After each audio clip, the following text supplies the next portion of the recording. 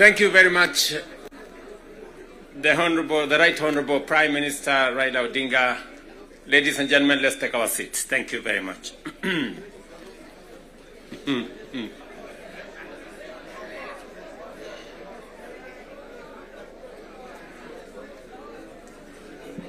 Now, honorable members,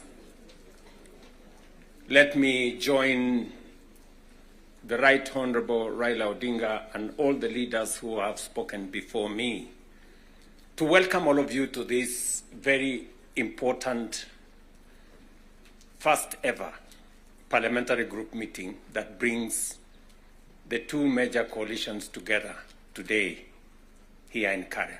Karibuni sana.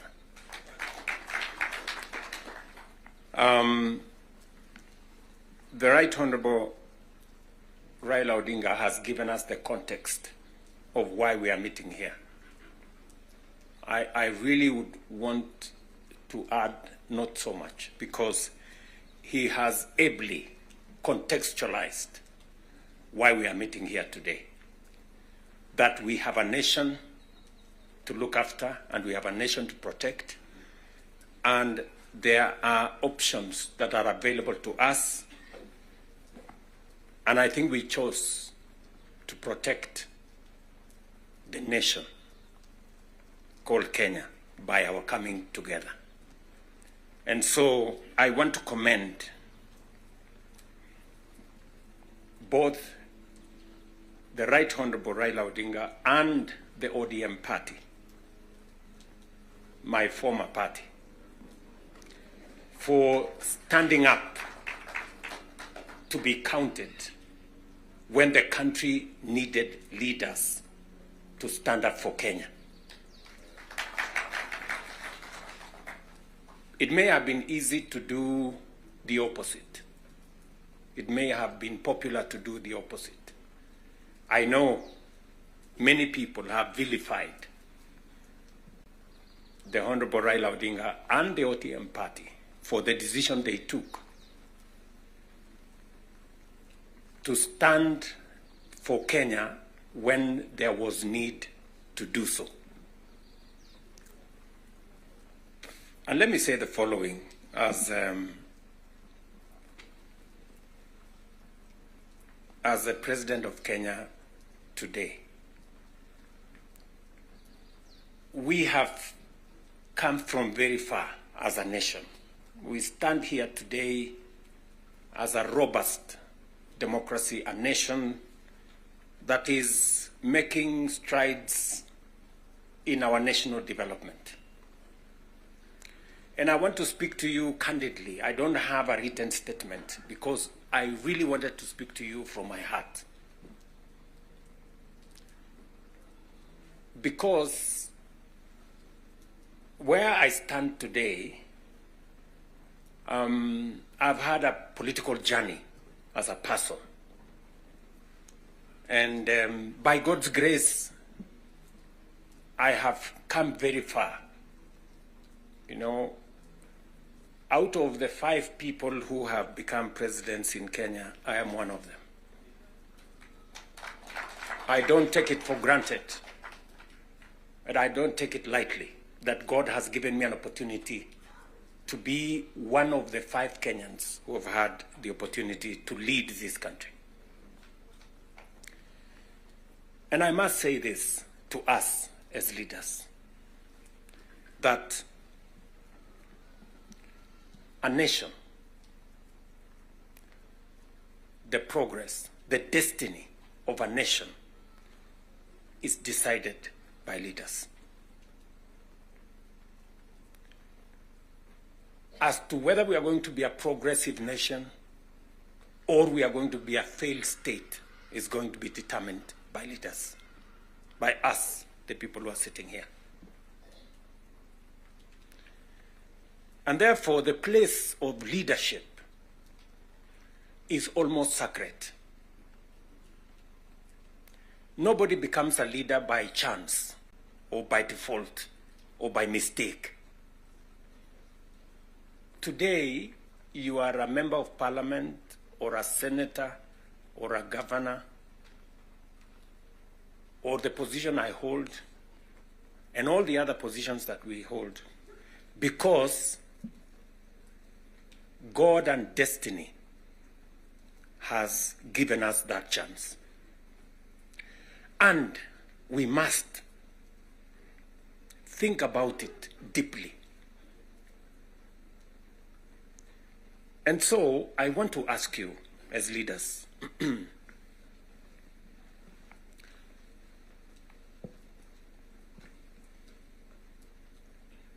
the Honorable Prime Minister has given us a history of countries.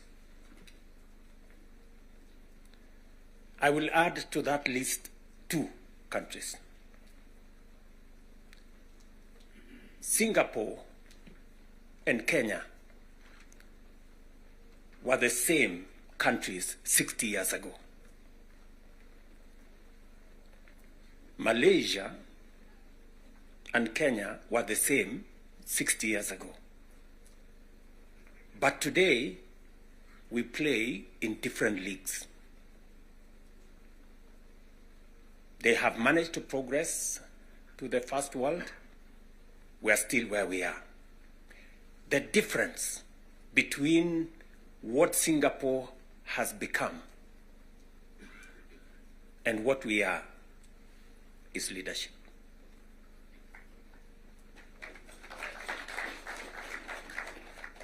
And that is the place, ladies and gentlemen, we occupy today. So that you understand the importance, the sacred position you hold as a leader. Sometimes people want to ask, how do people who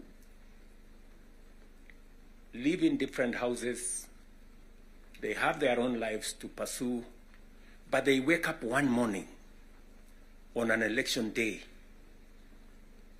and they go one after the other to 10,000, to 20,000, to 50,000 and elect you?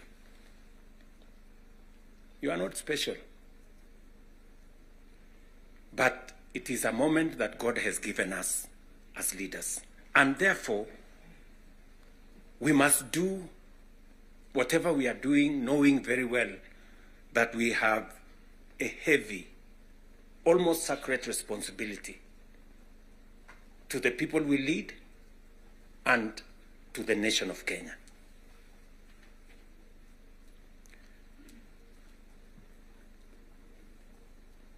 And it is not that we don't know what we should be doing.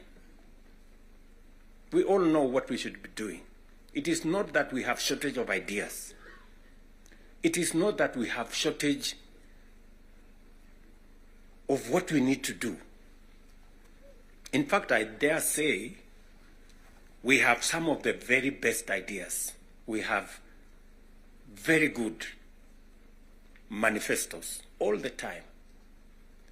And in fact, if you look at, and I keep referring to this, if you look at the manifesto of Kenya Kwanza and the manifesto of Azimio, the difference is hardly 20-30%.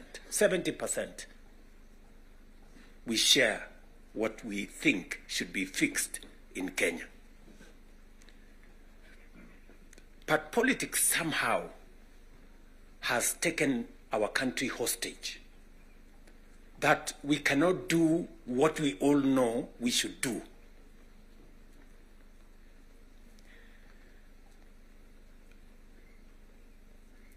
I have said that the difficulties that I face today as a president in Kenya are self-imposed.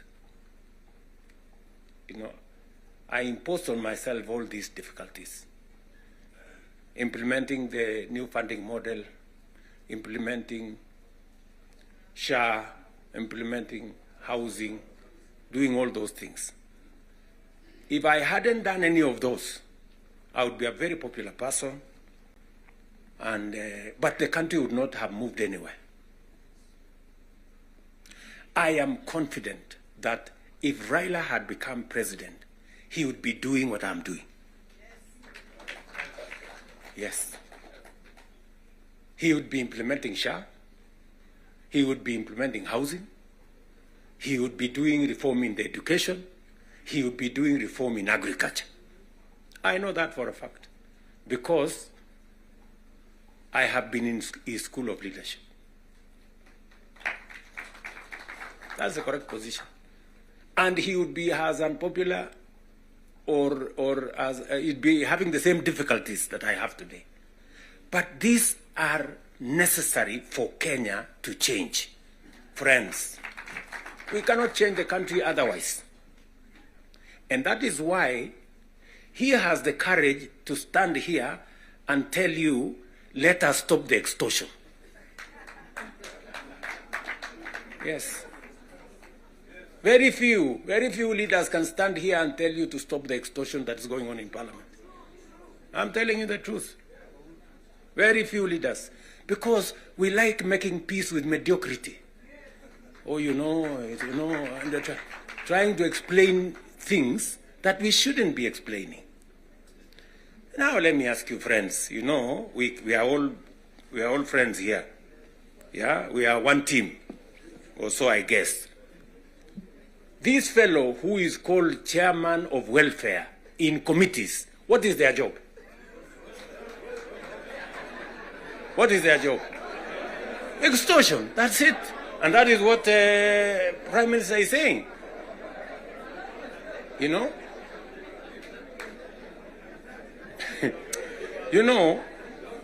What is Sokohuru? What is Sokohuru? Tell me, what is, you know Sokohuru?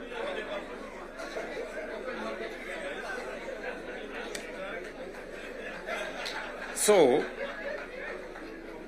let me tell you.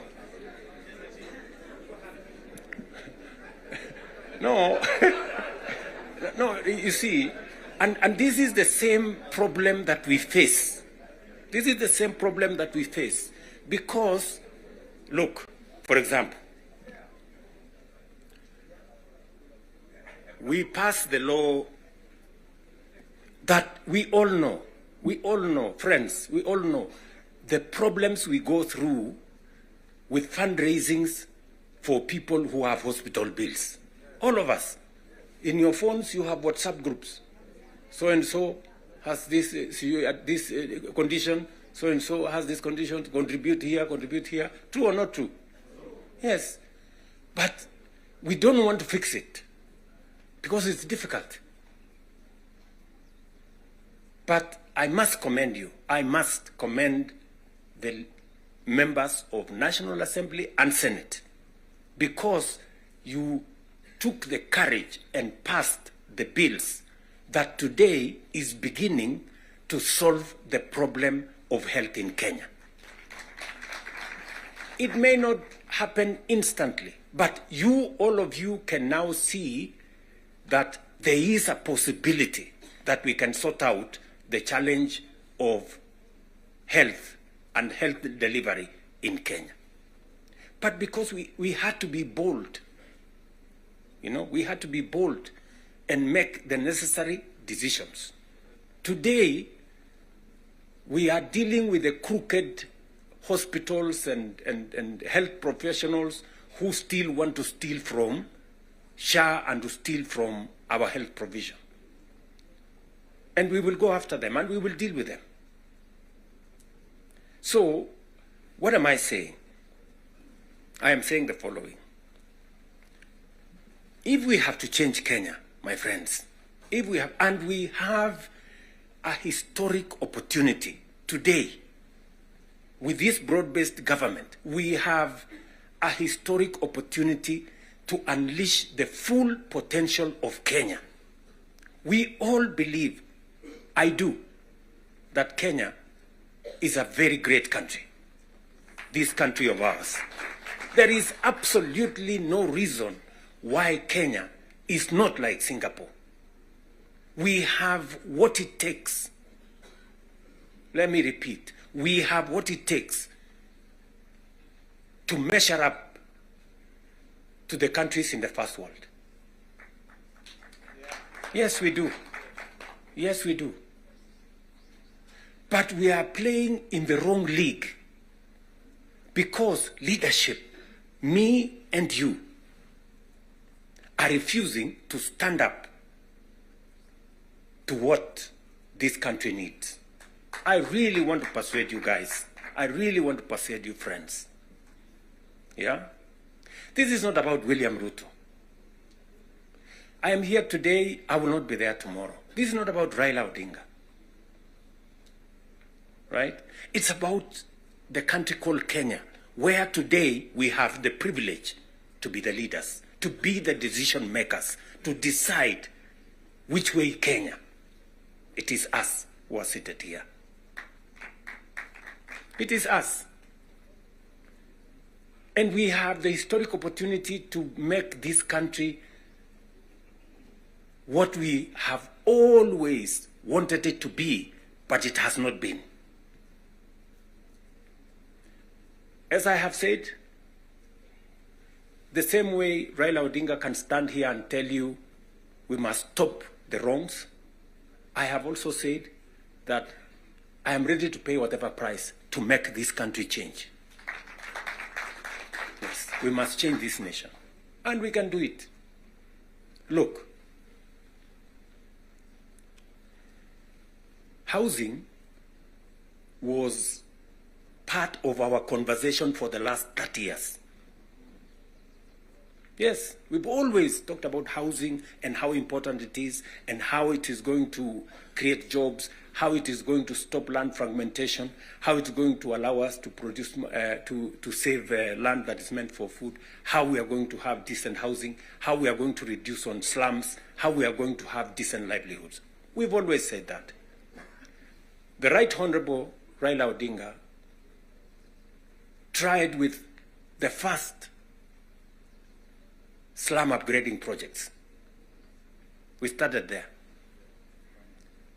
The housing levy, go and read the Azimio manifesto. Read the Kenya Kwanza manifesto. It is there. It is there in both manifestos. We now are seated here and we have the opportunity to implement what was in the Azimio manifesto and what was in the Kenya Kwanza manifesto. Friends, why don't we just do it? Why don't we just do it? We will do it? Yes. Let us just pull it out and look. You can see for yourselves how transformational it is. Today, using the housing levy, we are not only doing housing, we are doing markets, we are doing hostels. And I promise you, what you see in Mukuru, what you see in Kisumu, because I have been there with Baba here, what you see in Eldoret, what you see in Nakuru, what you see in Kiambu here, what you see in almost every part of Kenya, is just housing implemented for 2 years. And you can already see the kind of impact it is having, the number of jobs it is creating, the way it is bringing change in our towns and cities. Friends, if we were to do this for 10 years, if we were to do this for 20 years, and this is a project that has been delayed, we are supposed to have done this 30 years ago. Tell me, if housing was implemented 30 years ago, how Kenya would be looking today. We wouldn't be different from Singapore. We may have started late, but we now have a chance to do it. I want to ask you, I want to request you for us to come together. And we are not coming together so that any one of us can get anything. We are coming together so that we can transform this country. And it is possible in our lifetime to change Kenya. In our lifetime. We now have maybe 320, 350,000 young people working in that space. We could double that to 700 in the next 2-3 months. We could scale up that to 1 million by next year. And we can energize the transformation of our country. That is why we are sitting here. That is why Baba and I have called this PG. Baba has told you we are here for Kenya. I am buttressing what we are saying, what he is saying, by telling you what we can achieve together. What we can do in our agricultural transformation. If it was not for the broad-based, for example, we wouldn't have had the kind of change that is required in our sugar sector. And I want to tell you, watch this space. In just 2 or maximum 3 years, Kenya will be a net exporter of sugar. Just 2 or 3 years. This country, which perennially we have been looking for safeguards from COMESA. Every year, we are looking for safeguards from COMESA. We are spending public money to go and pay for sugar, to go and pay for farmers, to go and pay for workers who don't work for government, just because we couldn't bite the bullet and tell the crooks there to get out. Now we have told them to leave. And I want to promise you, I want you to hold me to it. We are going to change the sugar sector. We are going to change the coffee sector. You have already seen what is going on in coffee. There is still a little bit of pushback, but we will deal with it. And on and on and on, and we can transform our whole agricultural sector. Just the little interventions that we have done standing together. You people in Parliament making sure that we are subsidizing production. And I must commend, Parliament has always provided money for us to support the production of the country, either through fertilizer or seeds or other interventions when we have brought it to Parliament. So you're part of the making of the history of our nation. Just imagine we have reduced the imports of maize, for example, by 70%. Reduce the imports of sugar by 70%. And we can make that progress if we are focused on where we want to go. And that is the reason why we have to make the decisions that we have made work. It is the reason why Baba and I have appointed Agnes Zani and her team, so that what brought us together, we don't forget. The 10-point agenda that we have signed buttresses what is actually in our manifestos. The NADCO report, we all know what it is supposed to achieve. And if we stand together, we can achieve all the legislation that is recommended by the NADCO report.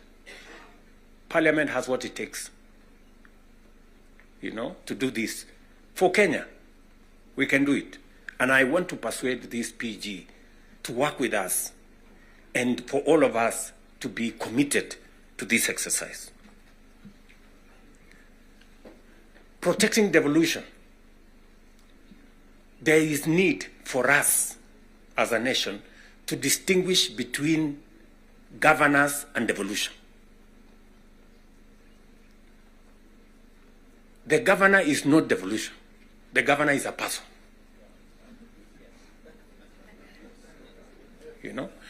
Devolution is about the people.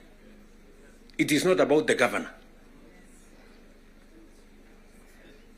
And we can deal with the governor without disrupting devolution, if there is need to.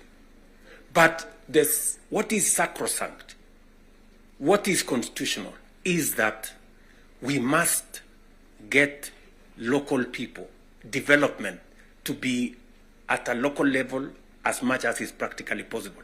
I agree with the Right Honorable Raila Odinga, because I was in Parliament when NGCDF was passed. And the principle was right, because there wasn't any meaningful resources getting to the grassroots. And the big push for devolution in the constitution-making process was three principles: making sure that resources get to the grassroots, making sure that there is representation at the grassroots, and making sure that accountability is also at the grassroots. So we need a conversation. You know, there are legitimate concerns on how resources are being spent at the counties. There is. We cannot also run away. There is legitimate concern. Let me ask, for example, the latest Sokohuru in the Senate.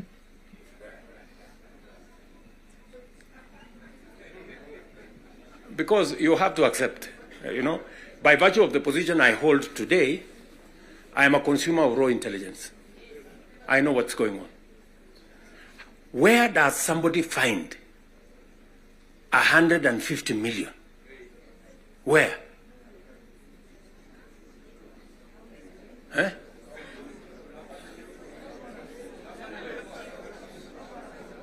Is that his money? That is money that belongs to the county. Is that correct or not correct? Yes. Let me ask you, members of parliament who are seated here.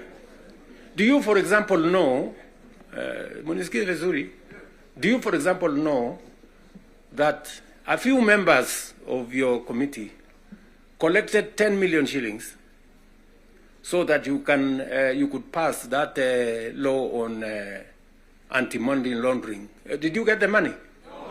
No.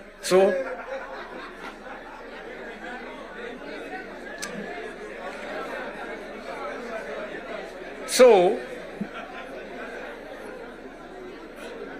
going forward, si tunataka tukubaliane, si we are one team.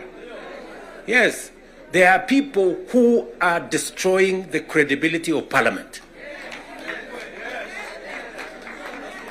And they are collecting money in the name of Parliament. And some of the time, or most of the time, that money never gets to Parliament, it gets to a few people. We are not going to shame them. We are going to arrest them. Yes.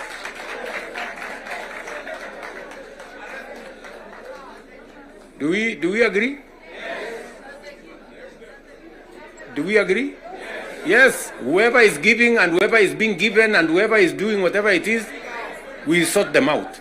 Because the reality, friends, the reality is that there is a problem. And we all know here, tukitaka tukusema ukweli, there is a problem.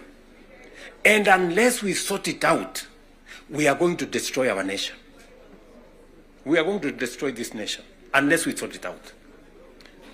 And we must be as candid to ourselves here as we are candid in implementing what is transformational for Kenya. Tunaelewana? Now, let me say this. We must make sure that we get resources to the grassroots. But we also must make sure that the resources that get to the grassroots is used for the people, not other ways. And so we must do for the national government as well. In our 10-point agenda, we have discussed about the young people of our nation and how we need to protect their livelihoods. I want to ask the leadership seated here today, members, I want to persuade you. We have a robust program. We have, I think, close to 8 or 9 different programs targeting our young people and how we can meaningfully engage them in employment and other interventions that benefit the young people of our nation. I will say this. We spend close to 650 billion shillings every year in education, making sure that our young people go through primary school, ECD, primary school, junior school, secondary school, TVETs, and universities.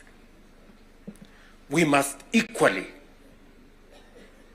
have clarity in how these 650 billion shillings we spend every year, at the end of the day, how do we recover that money? By making sure that our young people become a resource for the development of our nation instead of being a problem to our nation. We must do that. And there are 6, 7 interventions that have gone through Parliament. Housing is one of them. Export of labor is another one. Digital jobs, and every member of Parliament here, especially of the National Assembly, you have resources to do ICT hubs. I remember discussing with Sirma there, chairman of NGCDF. I remember discussing with Kiarie, the chairman of ICT. And if there are any issues that concern, sometimes maybe we have a problem with resources, Mbadi is here. He knows that if there are resources that needs to be made available, it's for us to provide interventions for young people to get an opportunity to work. You know very well that we can create hundreds of thousands of jobs in the digital space. You are aware of what we are doing in Nyota. You are aware of what we are doing in KJet. And if you don't, we should be able to explain to you so that you become part of the people, because you speak to hundreds of thousands of people every weekend, every day, as you go about your responsibilities, how they can tap into these opportunities and create livelihoods for the young people of our country so that they too can make a contribution towards making Kenya what we all want it to be. And I can continue, on all the other aspects that we have worked on. We agreed that we must have a conversation on national debt because it has the potential to threaten our development. It is the reason why my good friend Mbadi and I have been in many different places, and we have done the most that we could to contain the issue of debt. We have gone out of our way to look for alternative sources of funding so that we don't always go to borrow. We have gone the route of securitization. We've gone the route of private-public partnerships. You know very well that we will be starting the construction of the road all the way to Mau Summit from here, Ironi. We are not going to be spending any debt money from government. The road is going to be built on private-public partnership. You know very well that we are going to begin the railway going all the way from Naivasha to Kisumu all the way to Malaba. We are not going to be spending money from debt like we did with the first section of the railway. We are going to be using public-private partnership to do that road. And many others that we have, we are thinking outside the box so that we can craft alternative mechanisms of delivering on public infrastructure or public goods without necessarily endangering the country with national debt. So we are working at it. It is part of the recommendation of the 10-point agenda that we must deal with. And we are seized with that matter. We will be giving Mbadi and company will be giving a report to Zani's committee on what practical steps are we making to respond to the issues in the 10-point agenda. What are we doing about the young people? We will be able to tell Zani and the PG should be there to monitor what we are doing, so that we not only do it for us, but we also do it for the people that we represent. And finally, because I do not want to belabor the point, I said we have a historic opportunity. It is not always that protagonists come together to look at the greater interests of the country. But God has given us this opportunity. And I must commend Baba here, because very few leaders have the courage and the mettle to withstand criticism and stand for the nation. Very few people.